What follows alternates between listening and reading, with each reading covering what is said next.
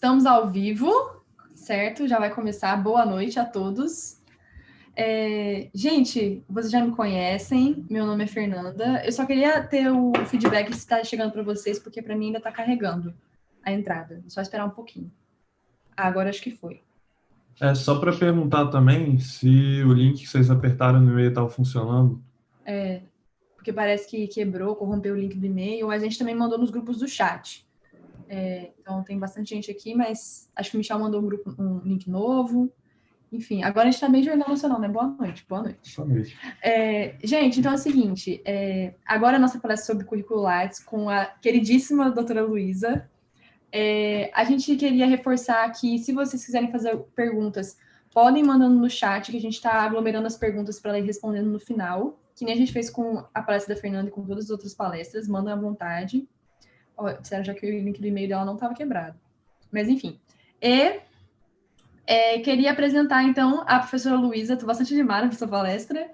Ela vai falar sobre currículo vitae e vai dar uma incrementada no assunto.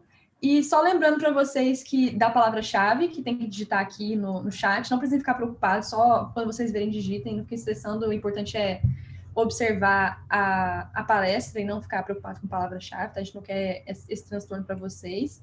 E lembrando mais uma vez do processo seletivo da LACAP para as pessoas do Espírito Santo, então, estão fazendo faculdade aqui no Espírito Santo. Por favor, considerem se inscrever no nosso processo seletivo, e as inscrições vão até o dia 28, até o finalzinho do dia 28, às 23h59, a gente vai estar encerrando o formulário, tá bom?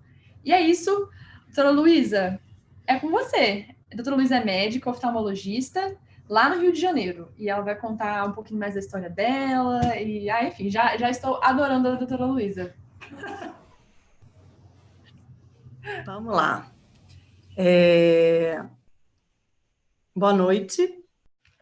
Muito obrigada vocês pelo convite. Estou muito feliz de estar podendo participar desse evento. E eu vou falar sobre currículo vitae e vai ser uma complementação de tudo que vocês têm visto desde ontem. É uma complementação e a gente vai entendendo as particularidades desse tipo de currículo, tá bom? Vamos lá. E aqui, só um minutinho. Ontem, na aula da professora Patrícia, ela terminou a palestra dela com esse slide de um quadro em branco, que, na verdade, representa tudo que vocês ainda vão colocar. E aí eu já fiquei imaginando o que passa na cabeça de vocês. E agora? Eu nem tenho currículo vitae. Eu nem sei o que é currículo vitae. Outros de vocês estão pensando, eu tenho, mas está tão vazio, o que eu vou colocar? Eu tenho que encher, eu tenho que colocar coisa. E aqui eu já paro para ver que isso eu pensei certo, porque na aula agora que acabou, da Fernanda, vocês perguntaram um monte de coisa. O que eu coloco? O que eu não coloco? O que eu tenho que fazer? Eu tenho que encher esse currículo? E outros de vocês já podem ter pensado assim, eu já tentei fazer, até fiz, mas eu tive tantas dúvidas. E o que colocar, o que não colocar? E por aí vai. Eu vou tentar hoje, então, explicar o significado e objetivo do currículo vitae, dar dicas de como você vai montar o seu. E muito além disso, eu acho que mais importante é conversar um pouquinho sobre o planejamento da carreira, que vocês vão documentar nesse currículo, não só o vitae, mas acaba sendo um pouquinho de todos esses tipos de currículo que a gente está falando aqui. Então, o significado da palavra, do termo currículo vitae, que vem do latim, na verdade, é trajetória de vida. A gente costuma traduzir para currículo da vida, mas, na verdade, currículo vem do latim, quer dizer trajetória. Então, a gente está aqui falando de um documento que vai apresentar vocês para concorrer a uma determinada vaga. Seja um estágio, seja residência, seja um fellowship fora, seja uma liga acadêmica. Então, esse currículo é o quê? É a primeira imagem, é a primeira impressão que você está passando para alguém que vai avaliar se você pode ou não entrar para determinada vaga. E diferente do que a gente viu até agora, do currículo Lattes, do próprio LinkedIn, não existe um modelo único. Não existe uma plataforma de cadastro, não existe uma única maneira de fazer ele certo. E muito mais do que isso, uma pessoa não precisa ter um currículo vitae só. Você pode montar um currículo vitae para cada vaga, para cada objetivo que você tiver. Você pode ajustar essa quantidade de informação de acordo com a relevância daquilo que você quer neste determinado momento da sua vida. Então, uma coisa que a professora Patrícia falou ontem foi em relação ao currículo Lattes, que ele fala sobre o presente momento e o passado. Aqui no currículo vitae, ele está falando de uma trajetória e ele tem muito o sentido do futuro. Quando você apresenta um currículo vitae para alguma pessoa, alguma empresa, você está o quê? Você está querendo mudar, você está querendo entrar em outra vaga, você está querendo complementar, você já está projetando e pensando no que vem depois. Então, ele visa o futuro. Ele tem essa importância do objetivo. O que você quer com esse currículo? E, por isso, você pode ter diferentes formas de apresentar esse currículo vitae, dependendo da fase que você está na sua vida e na sua formação acadêmica. E a estrutura desse currículo vitae é importante. Tem coisas que a gente pode colocar e coisas que pode não colocar, mas tem itens muito básicos no sentido dessa organização, então dessa estrutura. E aí eu descrevo aqui, vou falar um pouquinho mais de cada um deles, e alguns a gente vai ficar mais tempo, outros a gente vai passar um pouquinho mais rápido. Dados pessoais, claro. Aqui o item 2, que é a apresentação e o objetivo, ele não é um item obrigatório, mas ele é super importante. E a gente vai falar um pouquinho, e aí vocês vão perceber e já vão se imaginando como você vai se apresentar agora. Mas só isso sozinho não significa. Se você não está indo para nenhum projeto, nenhuma liga, nenhum estágio novo, você também não sabe qual é o seu objetivo nesse momento. Então, vai depender.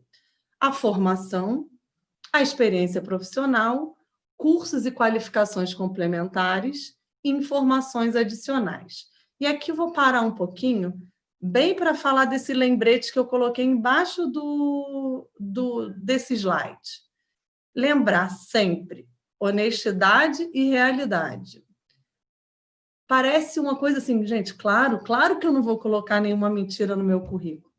Mas para preparar essa aula, eu conversei com muita gente, conversei com pessoas de RH, conversei com pessoas de áreas diferentes da minha, e todas me falaram, assim, não deixa de falar sobre isso, a gente pega tanta coisa inconsistente quando a gente vai avaliar currículo.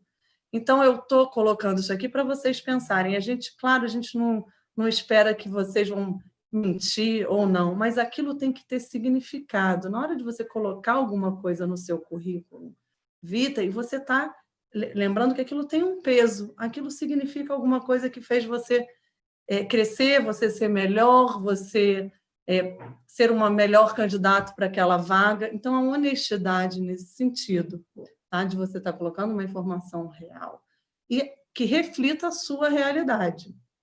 Tá? Em medicina, é um pouco diferente de outras profissões, porque muitas coisas que a gente vai fazer durante a vida, ele passa primeiro por um concurso. E esse concurso, ele já seleciona de uma maneira diferente e você só vai mostrar o currículo depois de já ter passado por um concurso.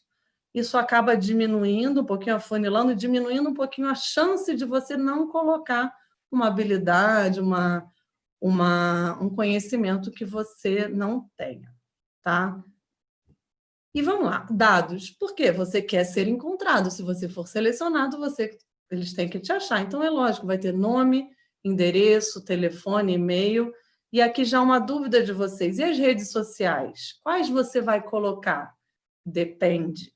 Depende para o que você está se candidatando. Se é uma rede social, por exemplo, um Instagram profissional, e aquilo faz sentido para a vaga que você está concorrendo, você pode colocar. O LinkedIn, se faz sentido, e muitas vezes vai fazer sim, se você tem ele estruturado, e essa aula, aprendi muita coisa na aula agora também que passou, né? Eu sou bem mais velha que vocês, e num mercado que não faz tanto sentido para mim desenvolver. Então, eu também aprendi. Então, para cada objetivo vai fazer mais sentido ou não. Eu não sei se vocês perceberam que eu não coloquei aqui idade.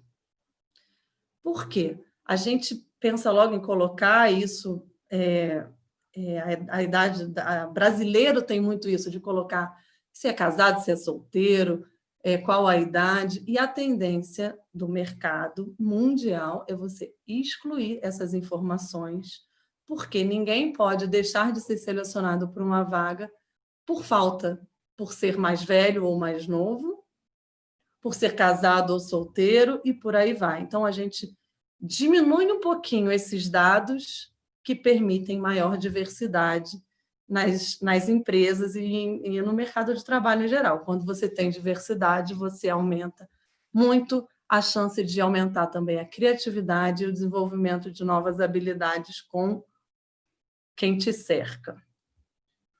A apresentação e objetivo, eu falei que é um item que pode ter ou não, mas o que ele representa, ele é super importante. Como você é, o que você quer.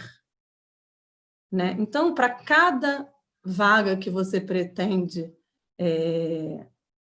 concorrer, você tem que pensar isso antes. E essa apresentação você pode incluir o título, por exemplo, oftalmologista. Eu quero trabalhar em algum lugar, eu sou oftalmologista, é isso que é o mais importante. Ou eu quero ser professora de oftalmologia. Então, isso vai depender, isso é bem óbvio, mas tem que ser pensado. Você pode escrever um breve resumo ou listar as competências, mas aqui cuidado para não escrever demais, cuidado para não fazer uma história enorme. Aquilo ali é o primeiro contato do seu examinador, do seu empregador com você. Eu vou falar um pouquinho mais de competências depois.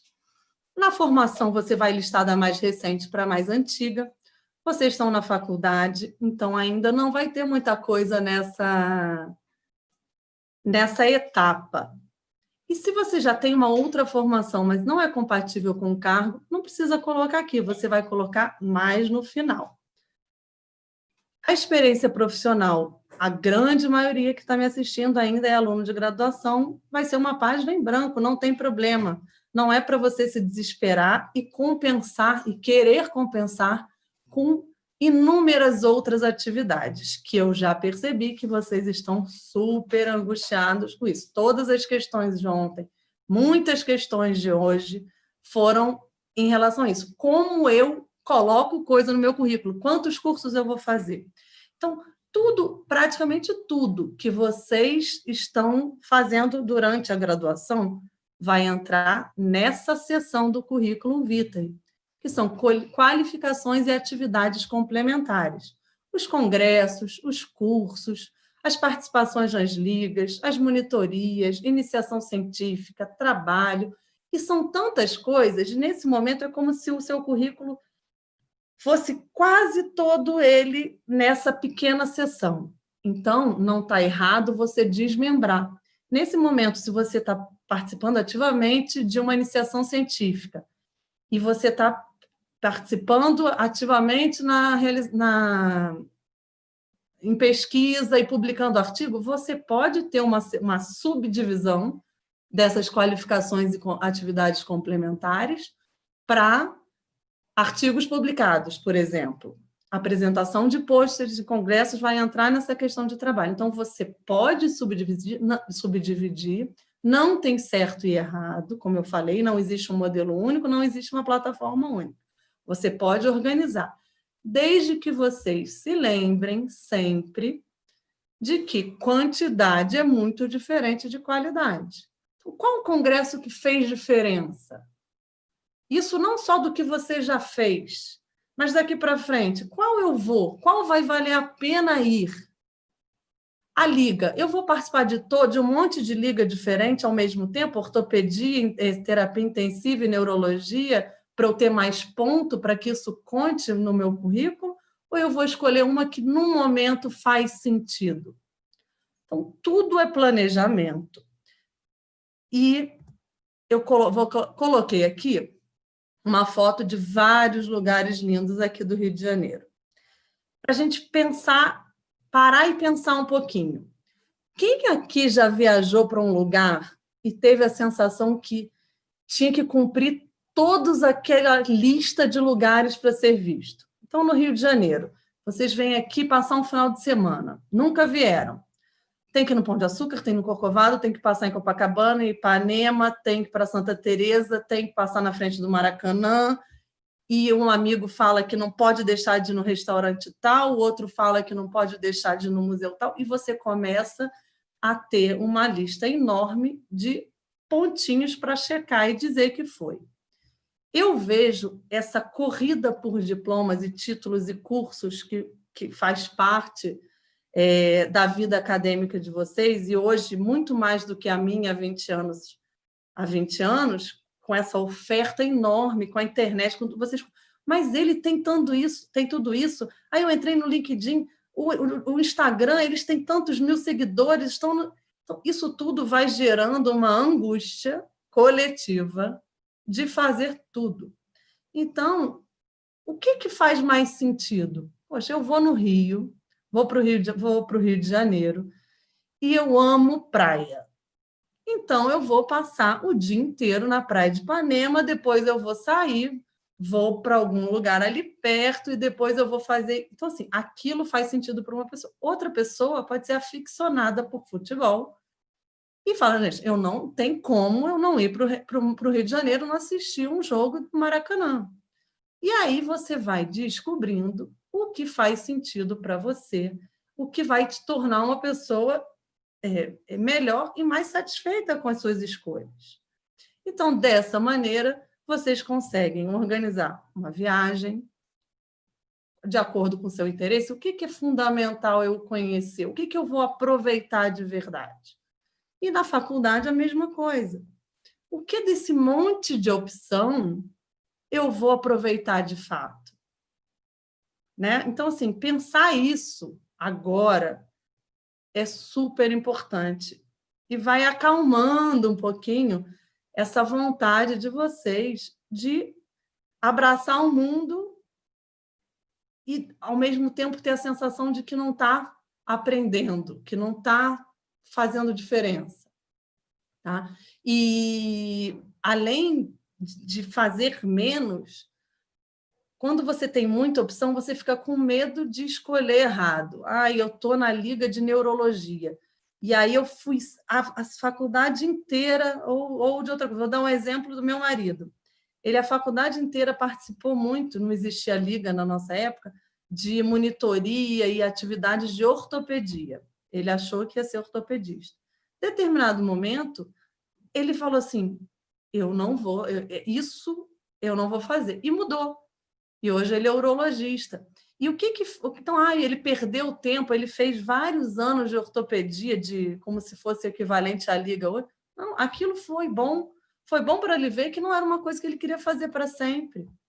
Ou mesmo que não fosse tão, eu não quero isso.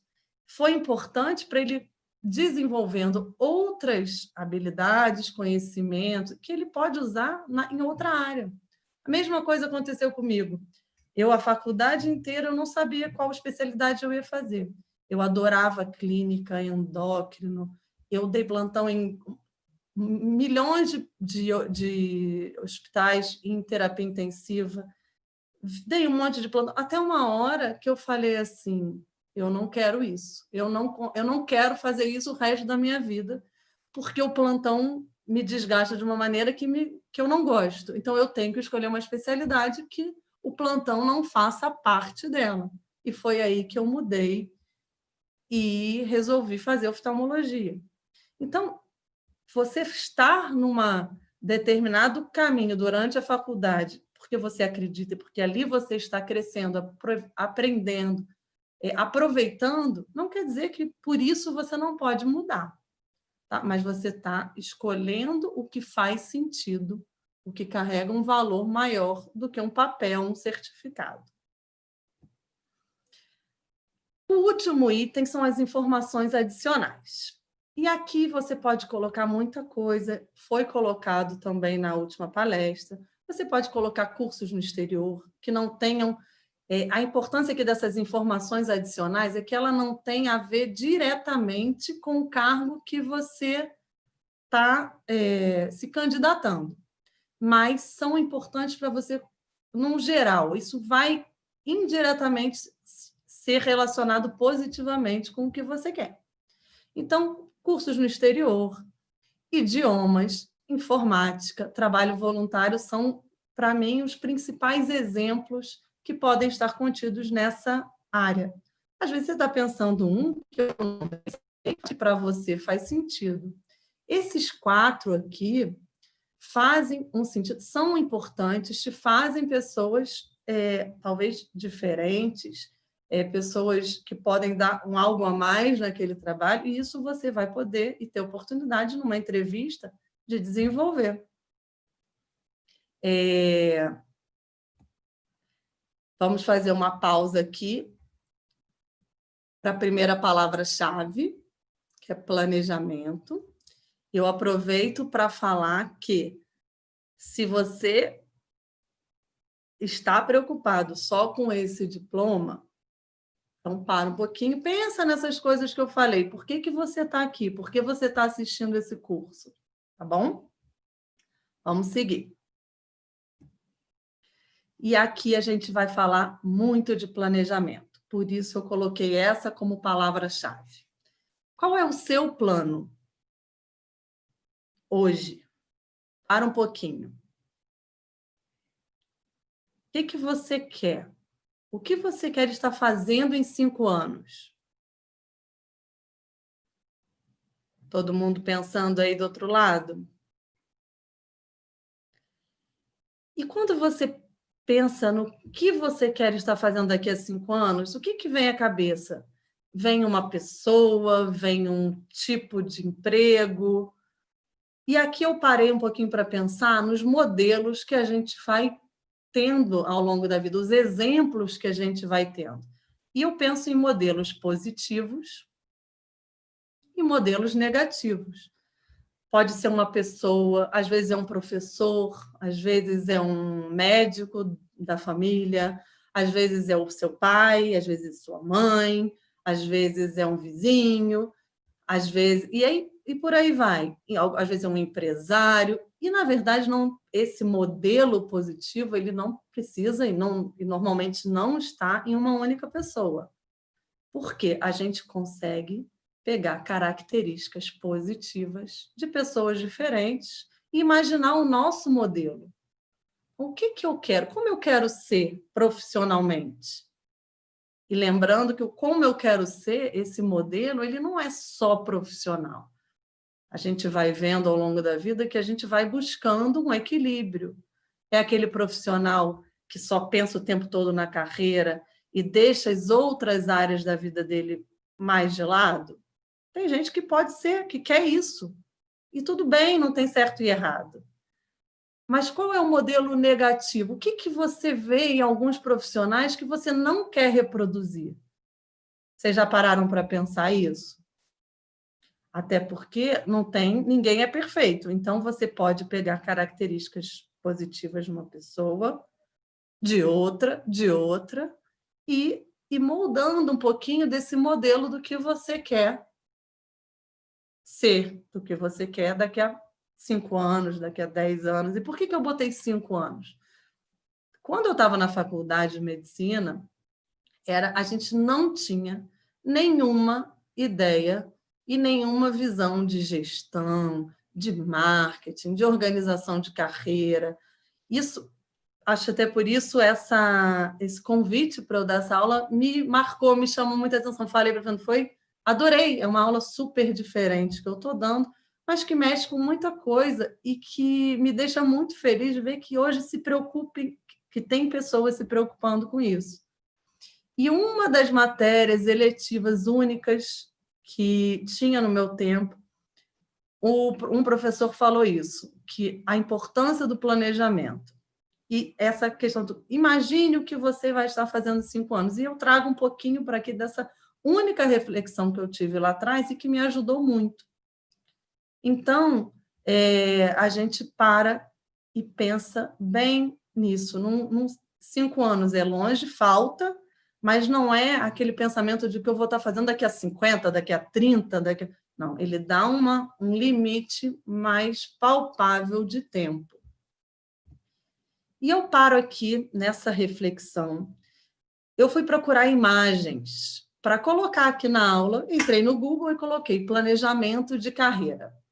O que encontrei? Várias imagens como essas. Eu botei aqui 2 exemplos, mas eram várias.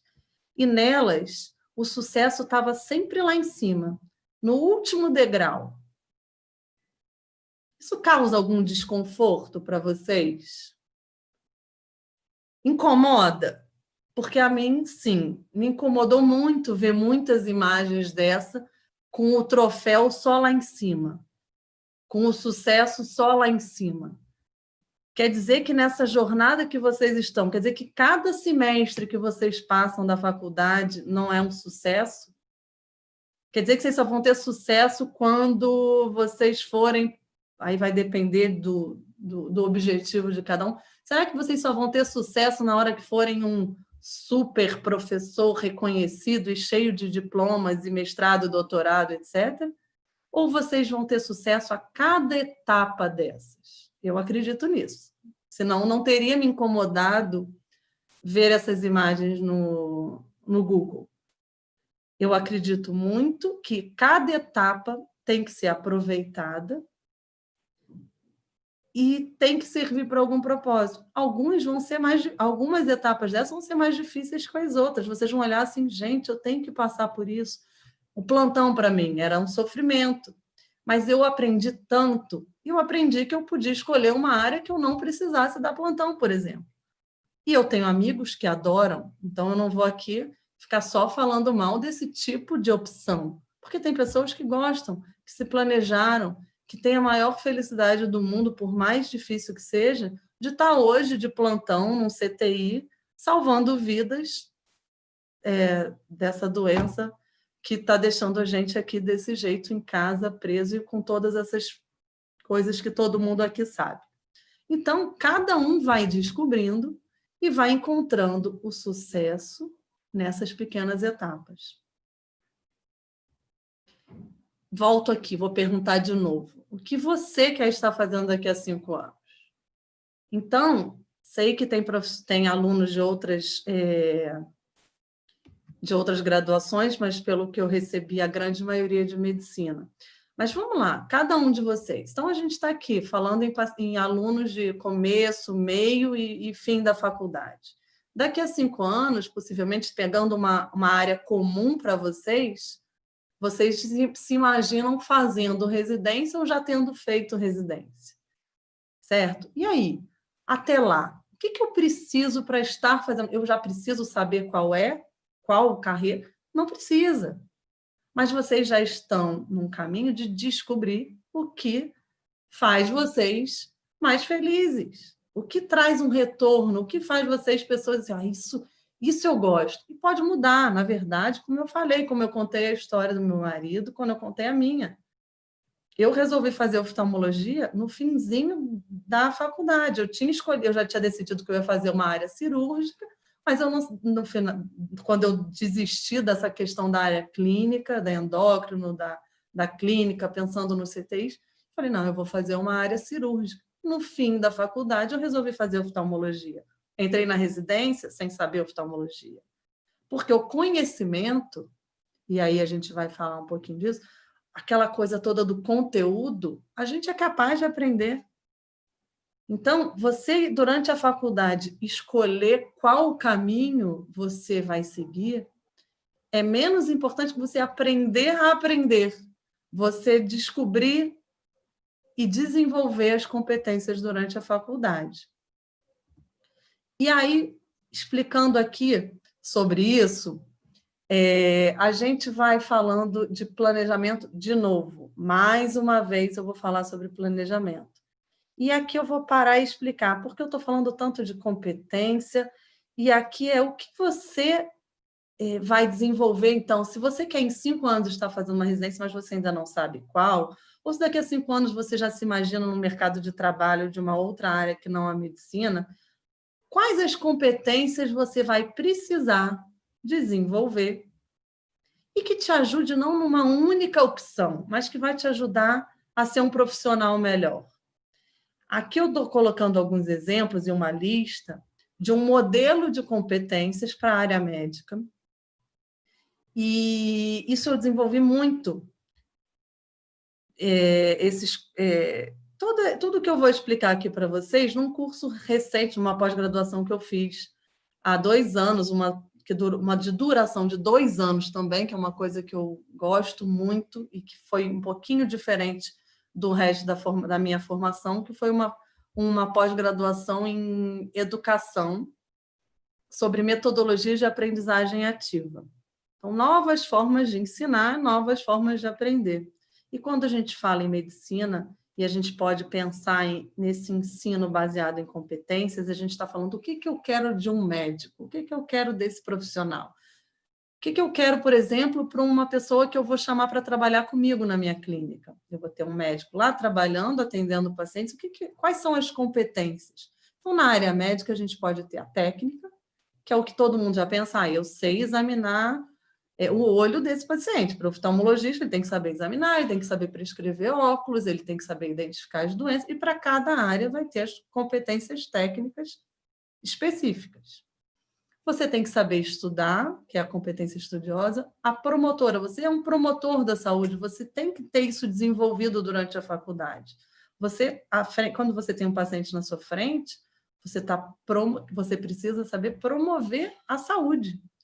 A comunicadora, você tem que explicar a doença que o paciente tem, você tem que explicar qual o tratamento que ele tem que fazer, você tem que dar notícias, muitas vezes notícias ruins, você tem que ter a competência ética, sem dúvida nenhuma, igual eu falei no início, você tem que ser ético ao montar o seu currículo vitae. Você tem que ter uma competência colaboradora. Você, muitas vezes, a grande maioria das vezes, você vai estar trabalhando em equipe, você vai estar trabalhando num hospital, numa clínica, ou numa empresa. E você tem também a competência gestora. E aqui, assistindo essas aulas, vocês já estão desenvolvendo isso. Vocês estão aprendendo a fazer a gestão da própria carreira. Vocês estão aprendendo a fazer um planejamento e ajudar a imaginar como vocês vão montar isso tudo. E aqui do lado, esse tripé, porque a gente confunde muito, até na hora de falar, você vai falar habilidade, competência, o que é isso? Na verdade, cada competência ela é sustentada por um tripé, que é a habilidade, o conhecimento e a atitude. Então, na técnica, por exemplo, você vai ter, por exemplo, para entubar um paciente, você tem que ter o conhecimento teórico. Para entubar, eu preciso disso, eu tenho isso, faço isso. Então, você tem o conhecimento, mas se você sabe aquilo tudo do livro e nunca treinou, você nunca fez uma CLS, por exemplo, ou treinou em boneco, em modelo, e depois, posteriormente, você foi para um estágio, está dando um plantão, e você nunca entubou, você não desenvolveu a habilidade. E se você já sabe o conhecimento, você tem habilidade motora, né? Você sabe entubar, mas você não sabe qual o paciente que precisa ou não, e na hora que tiver um paciente grave, insuficiência respiratória, você precisa entubar, você precisa o quê? Desenvolver a atitude. Então, para cada competência, você tem esses 3 pilares, esses 3 pés que sustentam. Então, para cada coisa que você está colocando no seu currículo, você está desenvolvendo uma delas. Isso certamente vai ser muito falado amanhã na palestra de Soft Skills. Isso é super interessante, daria para eu ficar falando aqui muito. Mas por que eu estou falando isso? Por que isso no currículo? Na hora que eu for contratar alguém para uma clínica, eu vou pensar nisso, eu vou saber avaliar isso no currículo e vou saber também guiar a entrevista para entender qual dessas competências aquela pessoa desenvolveu ou pode desenvolver. É claro que várias partes da nossa formação a gente vai chegar porque a gente não tem. Então, a residência é um momento de desenvolver muita habilidade. É a hora de você desenvolver muita atitude. E isso é onde vai mudando a direção da carreira das pessoas. Porque na faculdade a gente aumenta demais o pé do conhecimento. É conhecimento, é conteúdo, é conteúdo, é conhecimento, é diploma. E as outras vão ficando um pouquinho de lado. Então, quando vocês sabem, entendem isso, vocês começam a buscar um equilíbrio entre esses pés e desenvolvendo essas competências de maneira mais equilibrada. Isso no currículo, o que acontece? Quando eu conversei com essas pessoas de RH, amigas e pessoas já que trabalham comigo há muito tempo, elas foram elas reforçaram bem a importância seguinte, que muitas vezes, a grande maioria das vezes, uma pessoa é contratada pelo conhecimento, pelo conteúdo, pela quantidade de diplomas, e ela é ou promovida ou demitida pelas atitudes. Então, daí a gente lembrar disso, né? O que é importante? O que vai fazer sentido nessa formação de vocês? E aqui um pouquinho da minha trajetória para vocês entenderem o que foi acontecendo comigo nesse sentido de planejamento. Então, em 95, muito tempo, eu estava no ensino médio, chamava segundo grau, e eu sabia o que eu queria. Eu sabia que eu queria fazer medicina e eu queria ir para o UFRJ, aqui no Rio, e eu estudei muito, e é como todos vocês que estão hoje na faculdade. Então, aquilo era o objetivo. Em 5 anos, ou no ano que vem, tal, quando a gente é mais novinho, a gente diminui um pouquinho esse espaço do nosso planejamento, e aí entrei na UFRJ em 98. Então, quando eu estava lá no início da faculdade, o que eu sabia? Eu sabia pouco, a gente ia, o que eu quero, o que eu não quero, todas essas angústias que vocês passam, eu passei também, como eu já te falei, não sabia, como eu já falei. Então, eu fui experimentando várias coisas, mas que faziam sentido. Eu fiz iniciação científica há muito tempo, primeiro na bioquímica, 2 anos, depois na biofísica, muito tempo.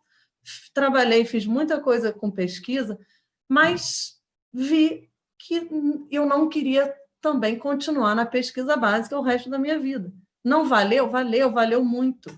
Aprendi muito a ser crítica com artigos científicos, aprendi o processo, aprendi como se faz pesquisa básica. Mesmo que hoje eu não use isso no meu dia a dia, isso me fez uma pessoa diferente. Eu aprendi muitas coisas e que eu trago comigo mesmo não precisando colocar isso em prática.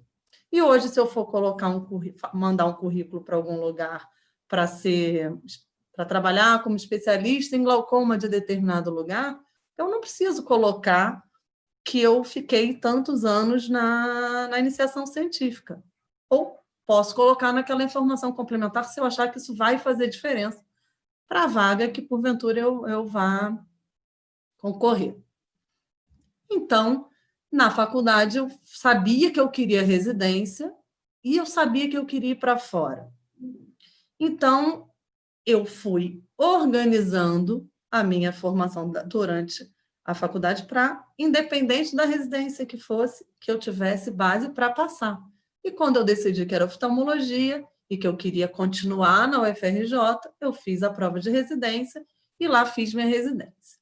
Durante a residência, eu também fiquei pensando qual a subespecialidade, se aquilo fazia sentido ou não.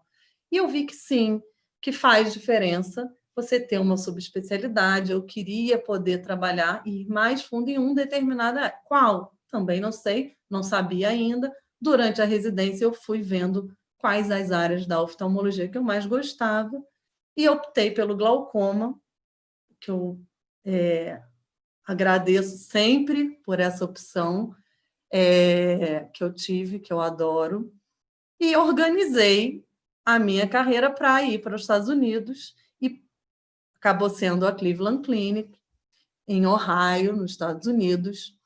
E por que a Cleveland Clinic? Isso foi uma decisão junta com meu marido, porque ele também faria uma especialização lá. Buscamos um local que atendesse nós dois, ele na urologia e eu na oftalmologia, e lá fiquei 1 ano fazendo a minha especialização em glaucoma. E aí, estava lá, quando você volta, o que você quer? O que eu quero daqui a 5 anos?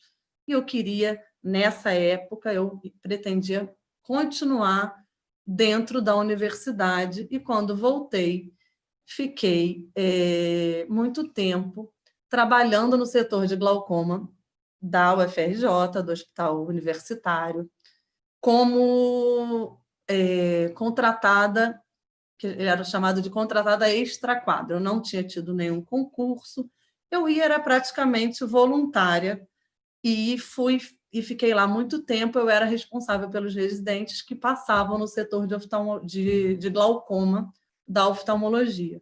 E isso é um ponto que eu me orgulho dessa época, porque eu gostava demais. Eu ensinava muitos residentes, vários residentes que passaram pelo setor de glaucoma hoje são grandes especialistas em glaucoma, fizeram essa especialidade e aquilo era muito gratificante, até um momento que deixou de ser. Até um momento que a estrutura da medicina pública foi me frustrando demais e eu acabei saindo de lá. Naquele momento, eu imaginei que eu ia continuar lá para sempre, que eu ia fazer mestrado, e aquilo não aconteceu. Tudo bem. Então, a gente planeja, mas a gente tem sempre a chance de repensar o que a gente planejou. É importante a gente pensar dessa maneira. Logo que voltei, comecei a trabalhar no Hospital São Vicente de Paulo, que é um hospital grande, aqui no Rio, e trabalho lá até hoje, também adoro. Sou responsável pelo setor de glaucoma da oftalmologia do hospital, e foi passando o tempo, fui chamada para dar aula numa pós de oftalmologia que é ligada à PUC, onde eu estou até hoje, onde eu continuo dando as aulas da disciplina de glaucoma. E, posteriormente, com todo esse planejamento, eu dei um salto, uma diferença, que eu virei dona do meu negócio. Eu abri a minha clínica, que é a Lumina, e aqui uma fotinho dela. Então, assim, essa etapa eu pensei que ia sempre estar no setor público, ligada a uma instituição, aos residentes, e quando aquilo parou de fazer sentido, eu fui pensar outra coisa. Eu vou sempre trabalhar para os outros? Eu vou sempre trabalhar em outras clínicas? Porque eu não vou colocar aqui, mas trabalhei em vários lugares. Não foi só lugar ótimo e maravilhoso. A gente trabalha em clínicas menores, a gente vai... E coisas que vão fazendo parte desse processo, certo? Então, até o momento que eu falei, não, agora está na hora de organizar e virar empreendedora, que tem todas as dificuldades que a gente sabe no nosso país, mas que bem organizado, bem planejado, com sociedade, com pessoas certas, que te complementem, aquilo dá certo. E aquilo faz sentido. E hoje eu tenho a clínica, que é uma outra área. A gente tem uma empresa, você tem pessoas que trabalham, eu preciso selecionar quem vai trabalhar para mim. Então, tudo isso hoje faz sentido. se vocês perguntarem para mim se lá atrás, em 2000, eu imaginava isso, talvez não. Na hora que a UFRJ, como instituição que eu imaginei, parou de fazer sentido, eu repensei esse planejamento. E nesse momento que eu também vi que eu ia 2 dias na semana, trabalhar praticamente como voluntária, pelo prazer de ensinar os residentes, e que aquilo parou de fazer sentido, eu também repensei coisas para a minha vida pessoal. E falei, se eu posso ficar 2 dias da minha semana trabalhando, ensinando, eu também posso tirar para mim um dia da semana. E desde então, desde 2013, eu tenho pelo menos um turno ou 2 da minha semana para coisas não relacionadas à medicina. Ou eu fico com meus filhos, ou eu faço alguma coisa para mim, ou um esporte, ou alguma coisa. Isso faz sentido para mim, pode não fazer sentido nenhum para outra pessoa. E agora, aqui eu poderia ter mais uma seta em 2025. O que eu vou estar fazendo em 2025? E daqui para lá, eu posso ter outras ideias, eu posso repensar, e esse momento da quarentena a gente acaba fazendo isso muito, repensando. E essa aula, eu vim falando e repensando toda essa minha trajetória, e quando a gente olha para trás, a gente vai entendendo tudo que fez sentido e vai tendo orgulho dessas etapas, das dificuldades e dos sucessos de cada degrau. E não só do que eu sou agora. Tem gente que pode olhar e falar, ai, mas podia isso, podia... Tem outro que vai falar assim, nossa, eu queria ser assim. Ah, esse é um modelo positivo. E o mais correto, se a gente pode falar assim, é que olhem para mim, identifiquem o que faz sentido, o que em mim é um modelo positivo, o que em mim é um modelo negativo. O que de cada coisinha dessas que a gente vai falando faz sentido para você. Né? O objetivo de vocês todos, se a gente fosse listar aqui, não são os mesmos. Não são porque a pluralidade, a diversidade é o que faz a humanidade ser do jeito que é. A gente precisa dessa diferença. Então, vocês vão buscando nesse sentido. E pensando isso, até coloquei aqui mais umas que hoje em dia eu continuo no Hospital São Vicente, a clínica está maior, com mais pacientes, com mais médicos, eu continuo dando aula na PUC, e eu coloquei aqui em cima, a MedPUC, a medicina, a PUC aqui do Rio não tem medicina, mas tem vários cursos associados, e esse curso de metodologia de aprendizagem ativa que eu fiz foi lá, e eu coloquei aqui porque faz sentido, é uma coisa que eu gosto, e que repensando aqui, quem sabe eu vou um pouquinho por essa área, aí quem sabe em 2025 eu vou estar dando mais aulas. E aí, pensando nessa diversidade, ontem eu mandei no grupo de WhatsApp da minha turma de faculdade, nós éramos 92, 96 alunos, entramos na UFRJ em 98, no primeiro semestre, e eu fiz um formulário no Google Forms e mandei por WhatsApp para saber o que cada um está fazendo. 40 pessoas me responderam prontamente. E das 40, 95% fez residência médica. Então, aqui a gente está pensando numa turma que se formou há mais ou menos 20 anos, tá bom? Um pouquinho menos. Então, das 40 respostas, 95% fez residência médica, 62%, 40% fez mestrado, 12% fez doutorado, 72% fez alguma subespecialização após a residência, bastante. 27% fez alguma etapa da sua formação fora do país. Tá? Aqui, eu perguntei quais os setores que eles trabalham atualmente. Das 40 respostas, a gente pode ver que a maioria trabalha, aqui podia marcar mais de uma, né? Então, a gente vai ter mais do que 40 respostas. Que muita gente trabalha tanto na medicina pública como na medicina privada. 25% trabalha em ensino e pesquisa, 15% em gestão.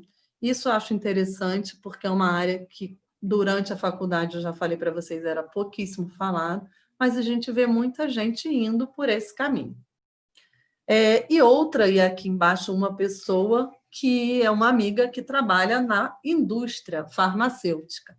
Também uma opção que não é muito falada, mas que existe. E aqui embaixo, a última perguntinha do meu formulário, que foi se você está satisfeito com a situação profissional. Pedi para tentar relativizar e tirar a situação da pandemia dessa análise, porque a gente sabe que, dependendo da especialidade, a pessoa pode estar muito mais sobrecarregada ou, por outro lado, sem emprego, né? Sem trabalhar. Então, o que a gente tem aqui é um índice de uma satisfação, 82%, colocando que sim, que é satisfeito. Eu considero isso um nível bem alto de satisfação com a profissão após 20 anos de formado. Tá? E dessa conversa ontem no WhatsApp, saíram e comentários quando eu falei que eu ia dar essa aula hoje. Muita gente lida com residente e eles foram escrevendo no WhatsApp impressões sobre isso. Então, vamos começar aqui por esse quadradinho da esquerda. O primeiro lugar na teórica foi eliminado na entrevista. Então, uma das pessoas que lida diretamente com seleção de pacientes para especialização já após a residência, me falou isso. E a história é a seguinte: a pessoa foi muito bem na prova teórica, respondeu tudo, mas na entrevista ele não foi consistente nem coerente. Ele disse o seguinte: eu quero fazer isso aqui porque a minha mulher está aqui também, morando aqui no Rio também, então eu me inscrevi nisso porque eu acho que vai ser bom, mas nem sei se eu vou usar, e por aí vai. E ele trabalhava era uma especialização para uma coisa muito específica, que era uma especialização para cirurgia robótica, e, na verdade, o menino, o residente, né, o candidato, ele não sabia bem o que queria. Isso vai contar. Outro amigo que faz terapia intensiva. Tenho a Liga de Acadêmicos de UTI e anualmente faço as entrevistas de residência. Percebo uma busca alucinada por diplomas, mas de uma forma vazia. Há exceções, é claro, mas na maioria das vezes é um acúmulo de diplomas. Agora uma amiga que falou o seguinte: ela trabalha no Hospital Miguel Couto, ela é cirurgiã geral e lida diretamente também com residentes. E ela falou o seguinte: acho também que os recém-formados ou recém-saídos da residência ficam muito perdidos. É difícil alguém ter um plano de carreira. Então, isso aqui é a percepção de 3 pessoas diferentes. E aqui, não só de coisas ruins, né? Um amigo que é super envolvido também na oncologia, ele é excelente, trabalha em São Paulo, e ele colocou o seguinte: em oncologia eu estou ficando positivamente surpreso com o quanto que os estudantes das ligas estão sabendo, até mais que os residentes do primeiro ano. Então, isso é um sinal que as ligas, vocês conseguem desenvolver muito o conhecimento, estão impressionando positivamente, isso é uma coisa boa. E aqui, por outro lado, uma outra dica, uma outra forma de percepção. Esse é um amigo que trabalha também com clínica médica e terapia intensiva. Analisei muitos currículos quando abriu a residência de clínica médica do Hospital X, que é onde ele trabalha, procurava analisar a coerência, a persistência e ver se o candidato tinha se preparado para fazer o curso. Eu costumava valorizar quem tinha experiência profissional fora da medicina. E aí entra aqui, naquela última etapa do currículo vitae que eu mostrei para vocês, as experiências adicionais. E o que ele falou? Normalmente tinha uma postura mais profissional. Então, a gente vai vendo que o que é adicional acaba colaborando para a pessoa ter uma postura. O que é uma postura mais profissional? Qual daquelas competências? E aí você pode imaginar várias coisas. Ele pode ter uma melhor relação médico-paciente, ele pode ser mais ético, ele pode trabalhar melhor em equipe. Quantas coisas, né, são importantes além do conhecimento? E aqui eu coloco o que eu fui montando, o que fez sentido para mim ao longo dessa trajetória. Então, bem no meio está a minha família, porque não é só a medicina, é também a medicina que vai me fazendo ser quem eu sou hoje. E uma coisa equilibra a outra. Então, eu coloquei aqui, à esquerda no alto, eu no meio de vários pacientes do Instituto Reação, que é a ONG que eu trabalho, que eu ajudo há muitos anos. Pode não parecer muito, às vezes a gente fala, vou colocar isso ou não, quando vocês pensam no currículo. Mas eu atendo dois pacientes por semana da ONG, eles vão até o meu consultório. Então, assim, não é muito, não é um dia inteiro, eu não estou o tempo inteiro lá na Rocinha dentro do Instituto Reação, mas são várias vidas que eu já, de alguma maneira, fiz parte, seja com óculos, seja com alguma atenção especial. Então, isso aqui foi uma foto do mutirão que eu fiz no final do ano passado, porque a fila estava muito grande, porque 2 pessoas só por semana não dá conta. Falei disso, por exemplo, teve um congresso de oftalmologia que teve uma sessão só de medicina voluntária, de trabalhos voluntários.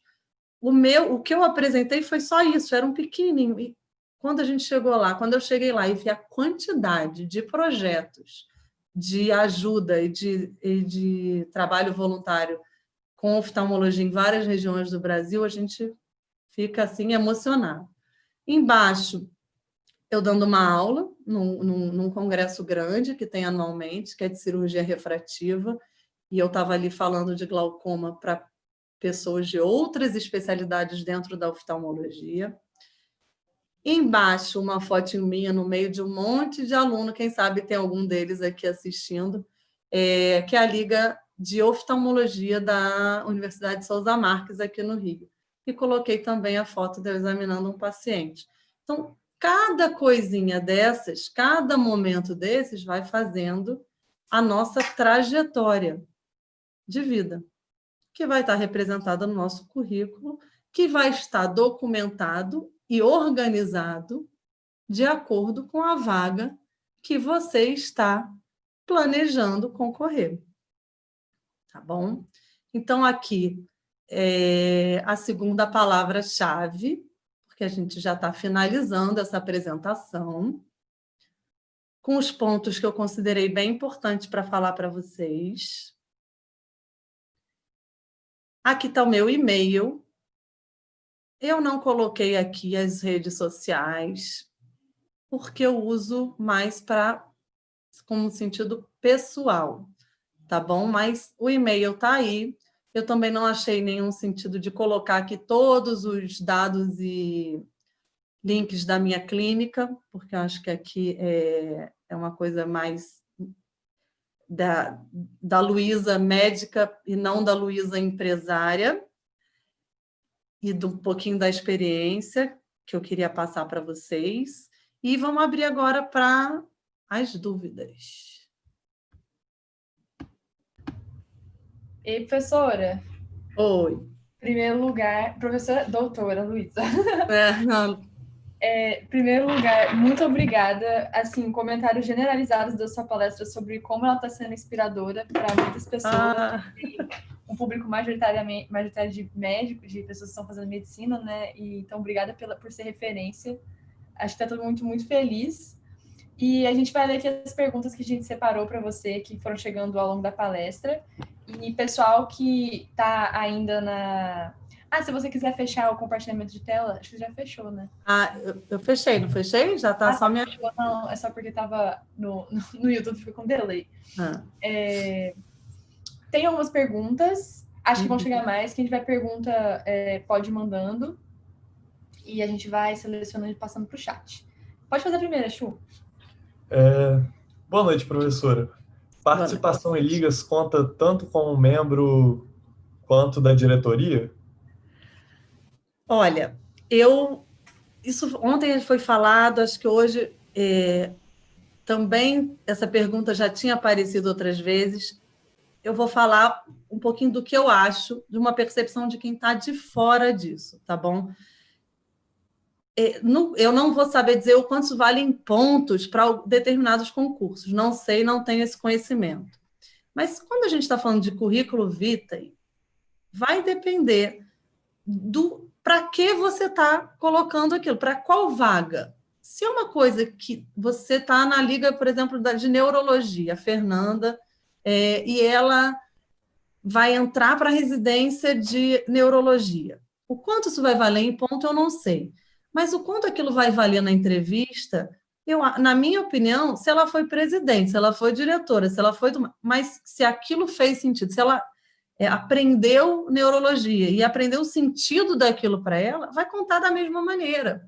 Eu acho que a questão maior é tirar o peso do ponto para colocar o peso no que aquilo está fazendo sentido e te fazendo uma pessoa melhor, no sentido de desenvolver competências. Sim, eu concordo plenamente. Eu acho que essa foi uma conversa que eu tive muito com a doutora Luísa antes da gente fazer a palestra. Assim, em termos de pessoas que estão... Como eu estou na liga, eu tive que fui dar uma olhada nessa questão de pontuação de residência.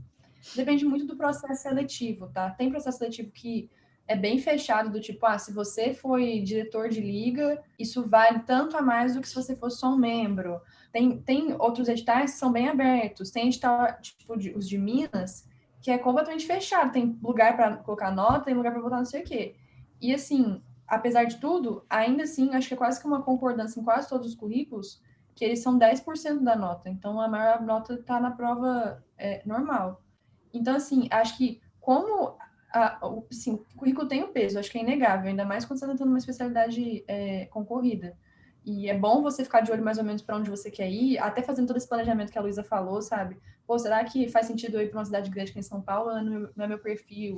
Ou será que eu quero ficar aqui perto de casa? Tudo mais. Acho que tudo vale muito. Então, assim, com um peso tão pequeno, acho que reforça cada vez mais, né, o que a doutora Luísa tem para falar, que é a questão de que faça o que faz sentido para você. Porque o peso disso na prova, sabe? Não é? Vai ser consequência. A verdade é que isso vai ser consequência. Se faz sentido você ser o diretor da liga, porque você é empolgado, porque você vai fazer diferença, porque outras pessoas vão aprender com você e você vai aprender. Ótimo! Então, seja o diretor, crie uma liga. Isso faz sentido. Uhum. E aí, isso vai refletir num ponto maior lá na frente, porque fez sentido lá atrás. Se você parar de entrar nas coisas pelo que vai ser de ponto lá, pronto, vocês estão no caminho certo, vocês vão ter muito ponto, vocês vão ser melhores, vocês vão ter competências maiores e vocês vão conseguir entrar para o que for. Eu penso assim.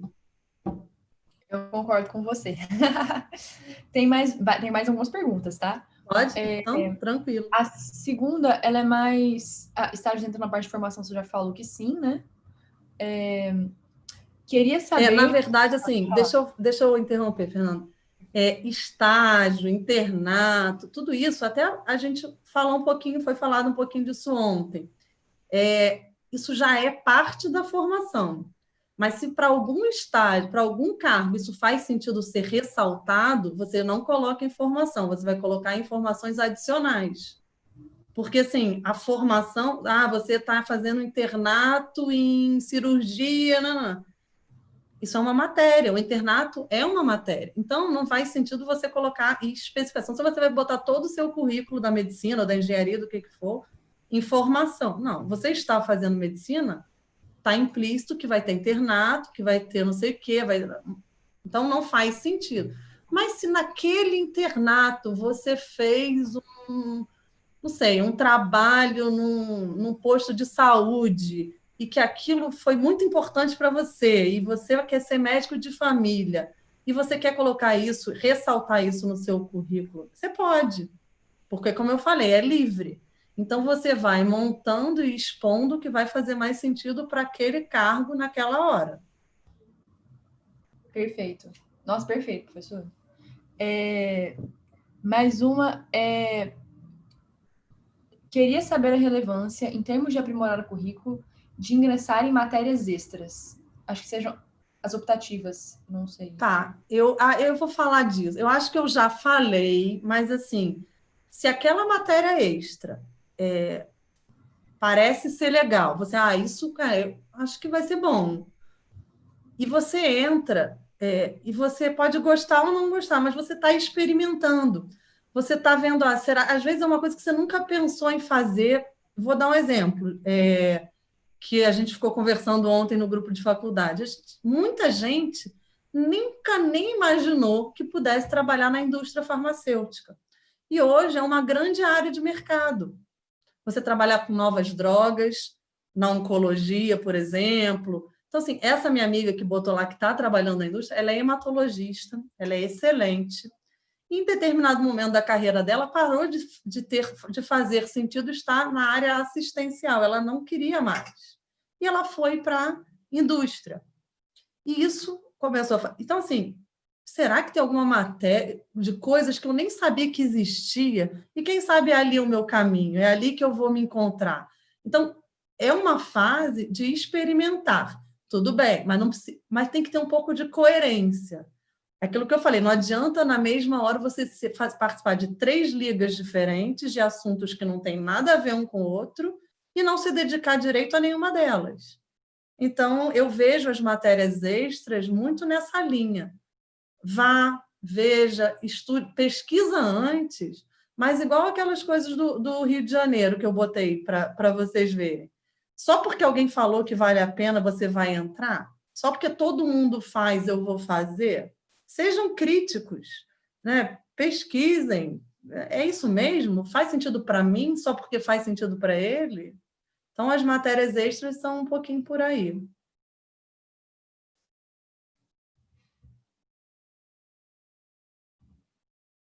Travou o microfone.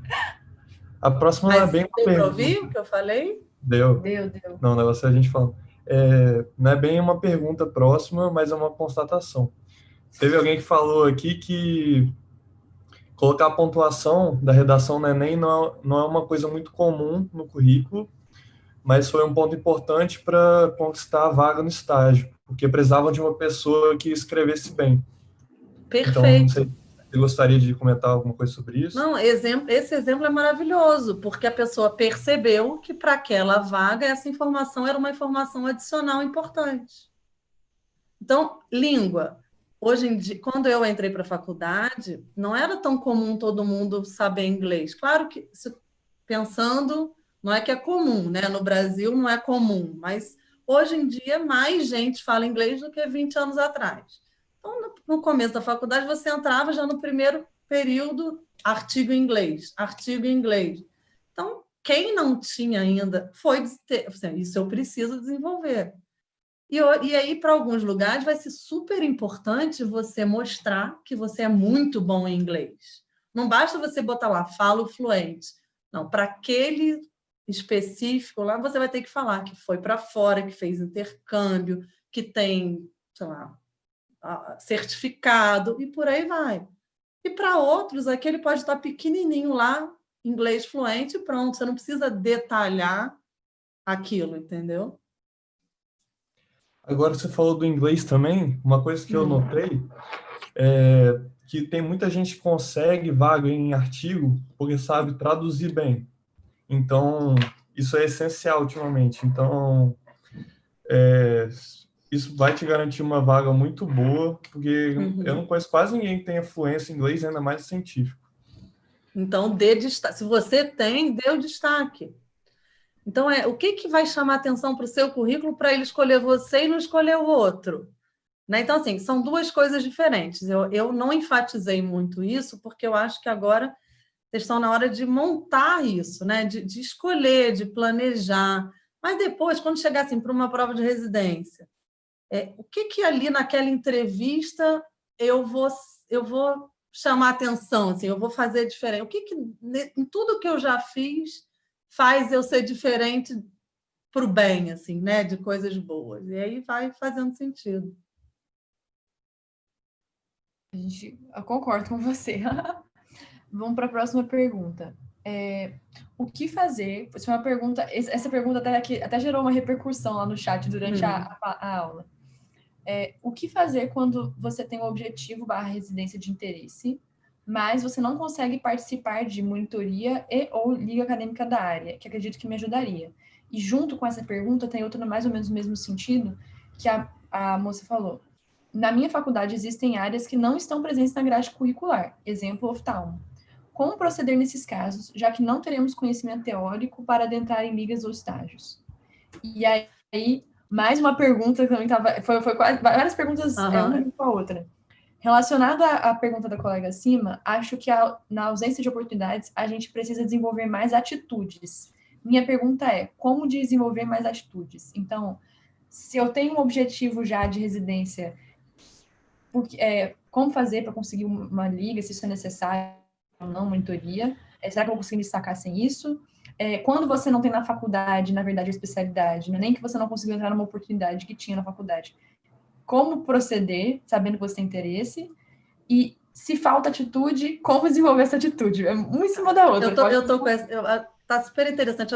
Eu abri aqui, eu estou conseguindo ler, então eu vou pegar aqui e vou falando.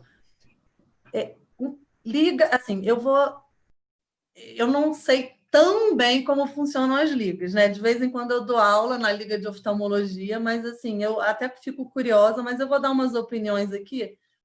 Eu acho que se tem a liga, você quer, por exemplo, você quer fazer oftalmologia, mas a liga eu sei que é concorrido e tem prova e tal para poder entrar. E aí eu vou perguntar uma coisa para vocês. A pessoa não pode entrar porque ela só pode entrar se passou por aquelas provas todas, ou ela não pode entrar nem como ouvinte, mesmo se ela supõe que ela quer muito participar, não passou na prova, mas ela não está nem aí para o currículo, ela não, no sentido do diploma, ela pode frequentar as reuniões? Então, isso depende muito da estrutura da liga. Por exemplo, a LANEC, a LACAP, ela está começando, então não vou usar ela como exemplo, não. Vou usar a LANEC, a de neuro, que a gente dirige. A gente tenta fazer todas as atividades serem abertas. Inclusive, pelo menos na UFES, eu falo pela UFES, não sei como é que é nos outros hospitais, pelo menos na neurologia principalmente, a cultura é muito grande de receber o aluno dentro do ambulatório. Então, você não precisa da intermediação da liga para poder entrar no hospital, para poder falar com o professor. É bem simples. Você é aluno, você está interessado, você chega lá, bate na porta, ô, doutora Vera, que é a nossa querida doutora Vera, doutor Marcelo, fulano, posso acompanhar? E, assim, é unânime a adesão dos professores em falar, claro, pode vir aqui e tal, e eles ensinam com o maior prazer. Mas varia de ambulatório para ambulatório. Tem médico que às vezes não gosta muito de ser acompanhado. E as ligas dependem. A nossa faz tudo aberto. Acho que depende, sabe, da estrutura da liga. Tá. Então, porque assim, o meu pensamento é esse. Se você está preocupado só com o diploma, o certificado que você vai ganhar depois, então estuda mais e tenta entrar de novo na próxima vez que abrir vaga. Mas se o seu interesse é aprender aquilo, porque você sabe que quer aquilo, então corre atrás para participar, independente do registro, do diploma, do que for. E se você sabe que quer aquilo, eu tenho certeza que você vai convencer a pessoa a deixar você participar da parte aberta. E se não for, se não existir a liga, eu não tinha liga, não existia liga na minha época. Isso é recente e é maravilhoso. Eu sou fã já, eu acho o máximo, porque vocês estão desde novinhos criando todo esse desenvolvimento em outras áreas de gestão. Quando ontem vocês se apresentaram, achei o máximo. Sim, para vocês é óbvio, talvez, você ter uma pessoa responsável pelo marketing, um pela tesouraria, mas não é óbvio. Isso é recente, vocês já estão se organizando. Eu falei na apresentação e volto a falar, porque isso é muito importante. Então, certamente, se você sabe que quer isso, você vai correr atrás e descobrir um jeito. Vai bater na porta de um médico e pede para acompanhar. Quando eu estava na residência, e aí eu já entro na segunda pergunta, de você não ter, não estar na grade curricular, e aqui deram um exemplo da oftalmo, que é um exemplo ótimo, porque oftalmo, pelo menos quando eu fiz, era assim, uma semana durante o curso inteiro, de 6 anos, eu tive uma semana de oftalmologia. Como que alguém resolve fazer oftalmologia pela faculdade? Não vai ser pela faculdade. Vai ser talvez por um parente, vai ser um filho. Normalmente, oftalmo, a gente brinca que é a especialidade dos filhos de oftalmo. Assim. É muito comum. Então, meu pai é médico, mas é clínico. E daí eu acho eu ter feito tanta clínica e é intensivista. E a gente fica aqui assim, né? Meu pai intensivista, Covid, pandemia, tudo isso vai passando pela cabeça da gente enquanto a gente está aqui falando, mas a minha referência era ele e eu pensei muito em fazer clínica. Quantos de vocês aí que são médicos, têm pai médico, e vocês, será que eu vou fazer a mesma coisa do meu pai? Ou quem é engenheiro e tem pai engenheiro? E como a gente vai seguindo, né? O que desse pai e mãe nosso a gente pega o modelo positivo e o modelo negativo daquilo que eu falei? O que você vê no seu pai, que é médico, na sua mãe, que é médica, e fala, isso eu quero, não, isso eu não quero. E a mesma coisa, voltando à pergunta, que eu acabei me perdendo aqui, então, mesmo sem ter nada de oftalmologia na faculdade, você pode pensar nessas áreas diferentes e correr atrás por fora. Ou nada disso, deixa para aprender na residência. Ou acompanha. Eu acho que o antes tem que ser muito mais para ver se você gosta, se você vai querer fazer aquilo por tanto tempo. Isso foi importante para mim nos muitos estágios em CTI. Foi importante, eu aprendi muito. Eu sou uma médica mais completa porque eu não fiquei fazendo oftalmologia a faculdade inteira. Senão eu não saberia um monte de coisa. Porque falar, isso não precisa, é oftalmo, é só o que as pessoas também, né? Ortopedia, isso eu não preciso fazer ortopedia, e vai negando conhecimentos, habilidades, competências que não são só da cardiologia, que vai fazendo você um médico mais completo. Então, isso eu acho muito ruim, de você já descobrir muito cedo o que você quer, porque o seu subconsciente vai negando o resto. Ele vai falar, eu não preciso disso, eu não preciso disso, eu não preciso disso, eu vou ser ortopedista, eu não preciso disso, eu vou ser oftalmologista. Não... Então, isso vai tirando oportunidades de você aprender e de você se encantar também com outras coisas, porque eu acho que tem muito disso, assim, você está aberto, eu gosto dessa palavra, né, do encantamento, porque você se encanta com as coisas e você se dedica mais a elas. E, independente da especialidade, você está o quê? Buscando... O que é isso, sucesso? Isso é importante a gente falar. É só o seu? Na verdade, quando a gente está falando em medicina, em várias profissões, o sucesso está relacionado ao outro. Então, se você quer ser uma médica maravilhosa, se você quer ter sucesso, se você quer ter 100 mil seguidores no Instagram, o que é isso? É para você? Também. Ninguém está errado de querer isso, de querer ganhar bem, de ter uma vida boa, de viajar muito. Quem aqui não gosta de viajar? Então, assim, é certíssimo a gente querer isso para a gente. Mas quando a gente está falando em lidar com o outro, a gente conseguir isso está diretamente ligado a você fazer o bem para o outro, a você tratar bem o paciente, a você entender qual é a demanda dele. O que ele quer quando ele está ali na sua frente?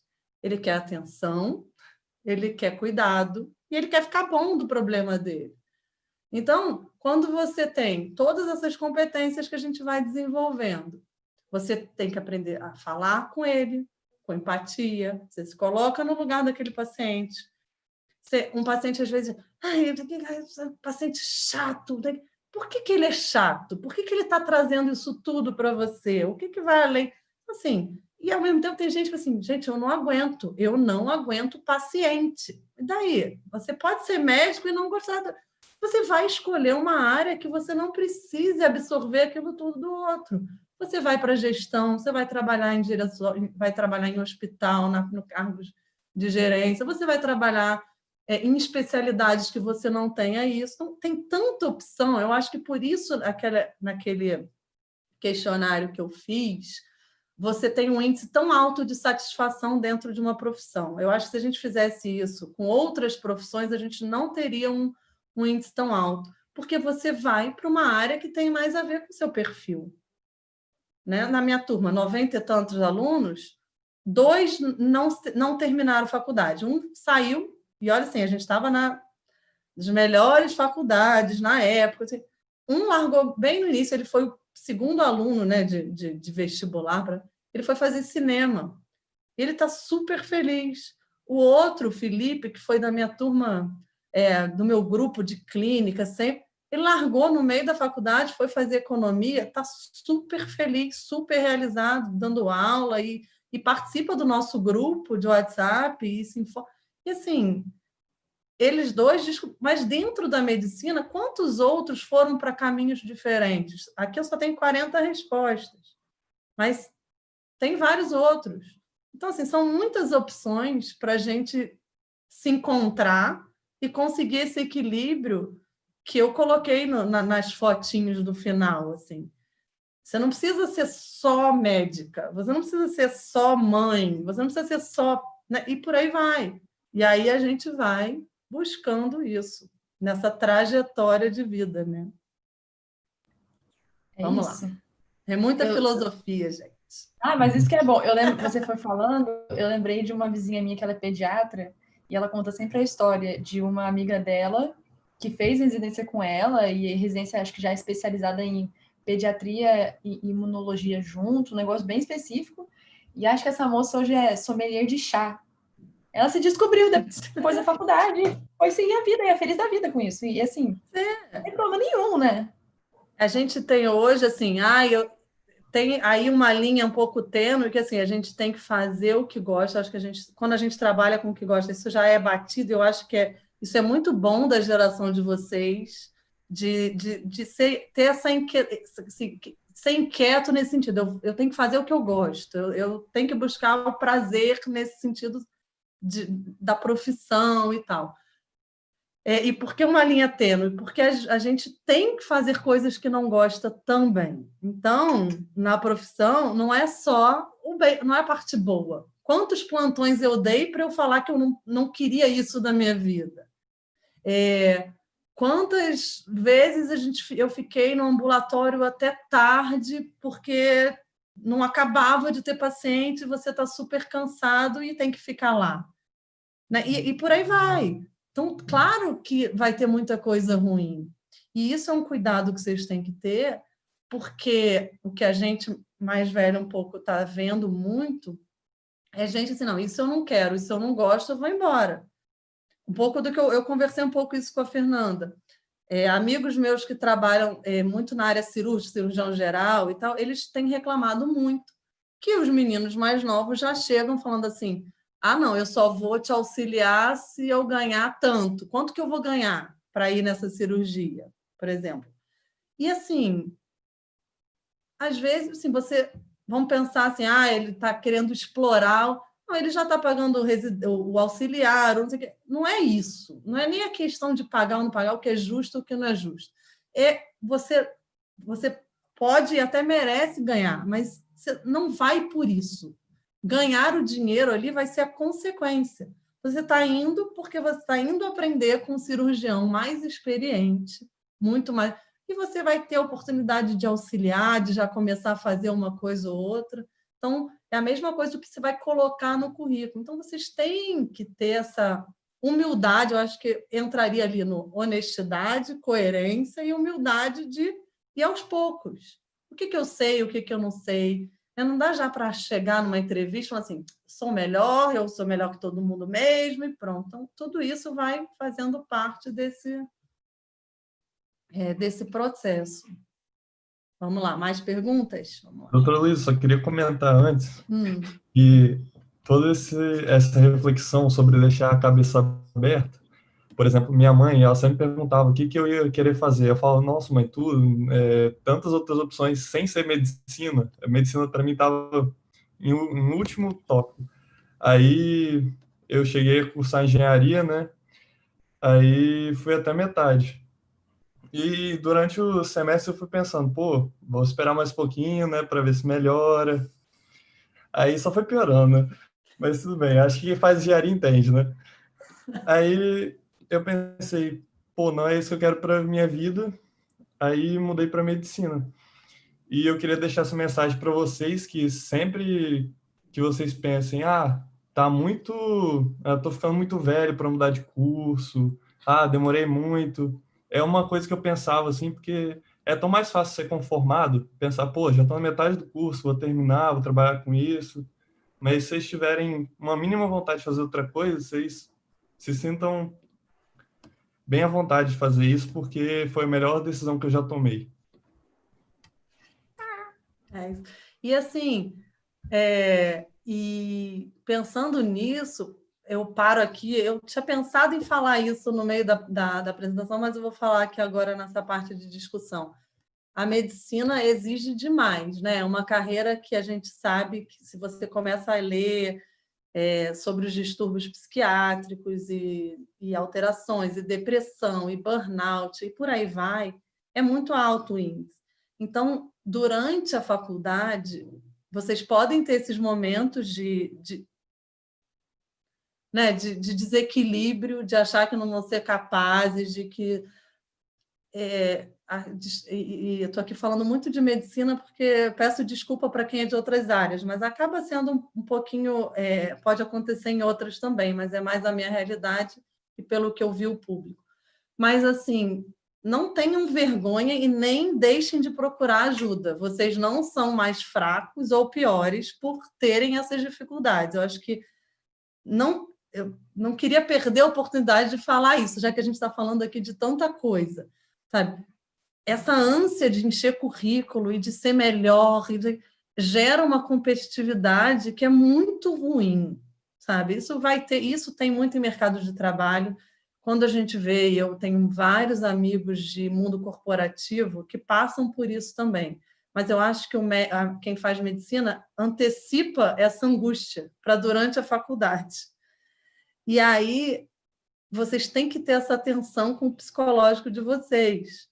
Então, quando eu coloquei lá o que vocês querem estar fazendo daqui a 5 anos, eu botei uma pessoa meditando. Assim, era Por quê? Se não cuidar de vocês lá dentro, vai ser muito difícil encontrar esse equilíbrio para ter um super currículo que vai bombar em qualquer entrevista que vocês vão passar em qualquer residência.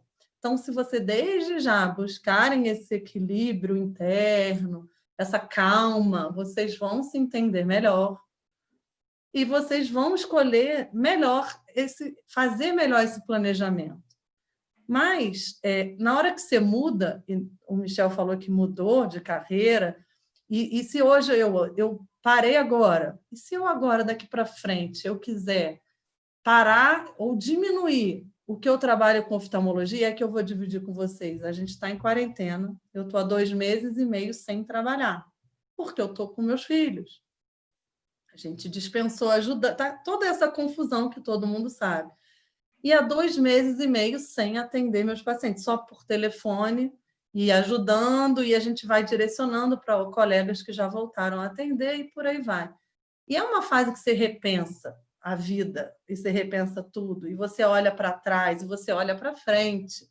Então, não precisa uma pandemia para vocês pararem, mas já que estamos nisso tudo, quem aqui não parou hoje para pensar como é que está sendo a sua faculdade? O que você quer?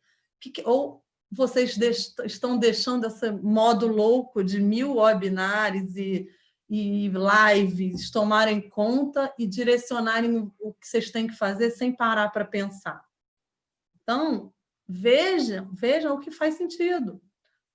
Para um pouquinho, organiza. E se for outro caminho, muda.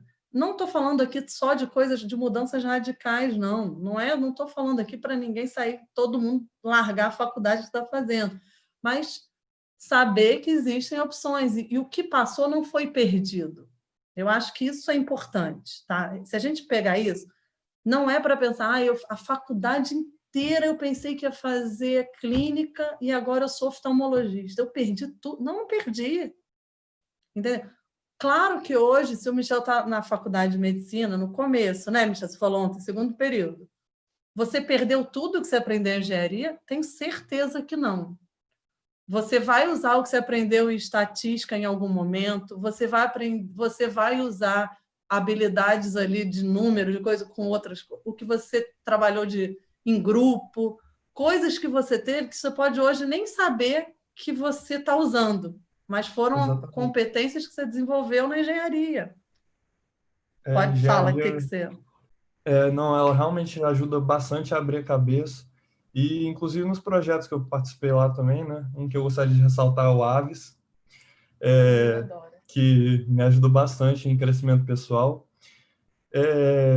Tem conceitos que a gente leva e estou até trazendo para a Liga aqui. Então, porque, só fazendo uma pequena crítica às ligas de medicina, que eu vejo muito, é que a gente tem muito ligante e essas pessoas poderiam estar fazendo mais e aprendendo de fato, que é uma coisa que eu vejo na engenharia, que quando todo mundo que entra nos projetos lá, está com a mão na massa, fazendo alguma coisa, aprendendo. E, normalmente, aqui na medicina, algumas ligas tem os membros, né, da diretoria que organizam bem, que tem muito trabalho, enquanto tem pessoas que são só os ligantes que não ajudam e poderiam estar fazendo isso. É uma coisa que a gente está trazendo para a LACAP. A ideia de botar a mão na massa te ensina muito. E às vezes a gente perde a oportunidade de fazer isso na liga, porque sempre tem essa, pelo menos aqui no Espírito Santo, a ideia quase sempre é essa, né? Os membros, eles só passam a atuar uma vez que tem algum evento específico para organizar e tal. E às vezes não tem essa participação ativa nas discussões, assim, sabe? Ou quando é participação ativa, é porque fulano da liga organizou uma palestra de um tema tal, e eu estou participando da discussão de tudo isso que prepararam, entendeu? Então, isso que o Michel falou é muito pertinente mesmo, assim, acho que a gente entender a qualidade de você aprender botando a mão na massa, assim, sabe? Porque, assim como a Luísa falou em relação a ir para cirurgias, mesmo quando não te pagam muito alto, ou participar e ajudar a liga mesmo quando você não está com o título de diretor, sabe? As pessoas vão te lembrar muito pelas suas ações, né? Acho que isso é sem dúvida. Verdade. Mais perguntas agora. Vamos lá. Deixa eu ver. Foram as 3. Essa aqui é possível estar fazendo um estágio extracurricular em uma graduação em tempo integral? Olha, eu acho que sim, dependendo de qual a sua graduação. Na medicina, eu acho bem difícil, né? Pelo que eu não sei se eu entendi direito. Ah, não, é o contrário. Quer dizer, você tem uma graduação em tempo integral como medicina e você... É isso, né? Eu acho que é. Bem, eu acho que é possível, depende do estágio. Vai que é um estágio todos os sábados. Eu acho que a questão é muito se isso faz sentido. É um estágio que vai fazer a diferença e que você acredita e não vai te atrapalhar a continuar a formação das coisas fundamentais, tudo bem. Não sei se eu entendi bem, mas... Eu também fiquei na dúvida, mas acho que é isso. Achei sim. E aquela coisa, né? O dia tem 24 horas para todo mundo. Outra pergunta também. Sobre a questão de idiomas, as provas de residência levam línguas estrangeiras em consideração, então? Seria interessante se tornar fluente em mais uma língua além de inglês? E daí uma outra pessoa falou que na UFPR, por exemplo, a pontuação extra vale para cada língua estrangeira. Se você quiser comentar. Mas vale. Eu não sei. Eu não vou saber comentar com propriedade, porque eu estou por fora das exigências de residências, porque eu não lido com residentes, com seleção de residentes. As aulas que eu dou é numa pós-graduação de oftalmologia, que é só teórica, ela não está ligada diretamente, então eu estou por fora. Eu acho que acabaram as perguntas. Acho que não tem mais nada no chat. Passando aqui o olho, acho que foi a última mesmo. Inclusive, já queria falar para você que uma das palestras mais curtidas até o momento foi a sua. Acho que você falou com muita sinceridade, com o coração muito cheio, tudo que você falou. E essa foi um aspecto da sua personalidade ao qual eu me encantei desde o início, desde que você aceitou, então isso é muito valioso. E eu queria muito agradecer por ter aberto um pouquinho a sua vida, ter aberto também uma questão de currículo. Acho que a gente atingiu o nosso objetivo de trazer o currículo vitae, não como só aquela palestra técnica do currículo vitae, mas de trazer a reflexão da vida. Acho que foi perfeito, sem palavras, assim, para agradecer, sabe? Foi incrível. Inclusive, Gente, tem obrigada. muita... Desculpa, Michel. Não, pode falar. Tá, é porque tem tanta gente elogiando a palestra que ficou tão comovido. Acho que deve ter até gente chorando aí nesse bobear. E realmente foram reflexões muito importantes. Eu acho que todo mundo que está aí também deve ter parado um pouco para refletir sobre a carreira, sobre o que é da vida. E acho que a gente conseguiu cumprir esse papel como planejado, do jeito que você queria mesmo. É isso, acho que objetivos concluídos. Eu que agradeço, eu vi como uma grande oportunidade de falar isso tudo que eu penso. Fiquei conversando muito com a Fernanda. Eu acho que é um momento da gente dividir coisas que a gente pensa e que às vezes a gente não encontra uma ressonância nisso, né? A gente se vê perdido, vê sozinho e olha para o lado e todo mundo querendo mais e querendo competir. Então, assim, eu gostei demais de preparar. Eu vivi essa palestra nos últimos dias, conversei muito com meu marido, mostrei para ele me ajudou a gente a conversar. Isso é importante quando a gente tem uma parceria. Não precisa ser médico, não, ou amigo, ou marido, ou mulher, mas assim, se você encontra nessa sua trajetória de vida pessoas com que você consegue compartilhar e o que você pensa, o que faz sentido, isso ajuda nesse planejamento, né? Então, assim, as minhas amigas que trabalham com RH e que me mandaram link, que mandaram coisa, a gente vai envolvendo, porque isso é trabalhar em equipe também. Eu assumi, eu nunca dei uma aula de currículo vitae, e na hora que você é chamado para falar isso, você fala assim, não sou eu, mas nada é por acaso, né, Fernanda? Então a gente ficou conversando e eu abracei isso e eu acho que bom, fico emocionada do lado de cá também, de ter vencido também uma barreira de estar falando com a câmera aqui, a gente olha para o lado errado e fica meio esquisito, mas fiquei muito, muito feliz de ter participado e fico à vontade aí à disposição para ajudar vocês no que vocês precisarem, tá? Já virei fã dessa liga. Um beijo. A gente que é fã de você. Eu só queria agradecer novamente também pelas lições de vida que você passou aqui. Eu acho que isso vale mais que todo currículo, é isso. Então, um beijo para você, um beijo para beijo todo mundo, prazer. E só reforçando os últimos recados, quem quiser participar do processo seletivo está aberto e a gente quer trazer, assim, na medida do possível, palestras que sejam tão boas quanto essas, como foram os últimos dias. E até amanhã, porque também tem mais. Tem a doutora Maria Carolina Loureiro, tem uma trajetória incrível, vai falar amanhã sobre soft skills. E a gente vai finalizar um pouquinho dessa angústia de mercado de trabalho com o professor Chico. Já que tem muita gente perguntando sobre coisas de residência, isso eu acho que ele vai ser uma pessoa que talvez tenha respostas... Vai dar uma tacada mais certa para esse lado. E é isso, não percam nenhum momento. E muito obrigada mais uma vez, a doutora Luísa. Beijo para todo mundo. Até amanhã. Beijo, até amanhã.